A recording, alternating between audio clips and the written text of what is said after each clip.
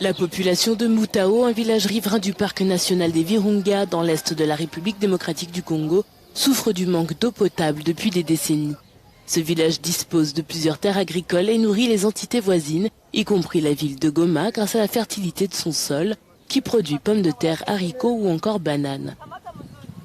Mutao n'a cependant aucune source d'eau potable et est oubliée par l'État. Certains habitants sont obligés de faire souvent 3 heures de route à pied pour se procurer un bidon de 20 litres à 500 francs congolais.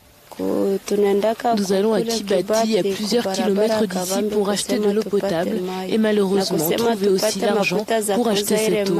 C'est un vrai calvaire.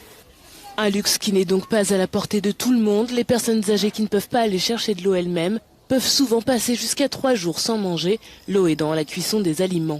Étonnamment, les bananiers sont la source d'eau par excellence dans ce village. Régulièrement, chaque résident se rend dans son champ pour extraire l'eau des plantations, une eau qui est ensuite consommée sans aucune filtration pour étancher la soif ou encore pour la cuisson.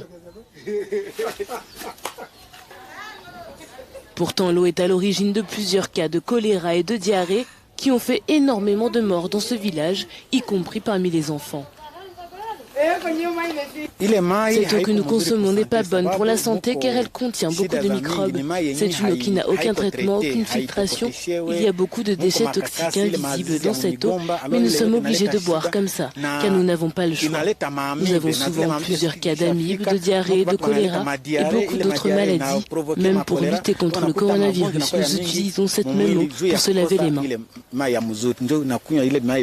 En 1930, les populations ont cédé leurs champs à la construction du parc national de Virunga, à condition que tout le territoire de Nyiragongo serait desservi en eau potable. 90 ans plus tard, la promesse n'a toujours pas été tenue.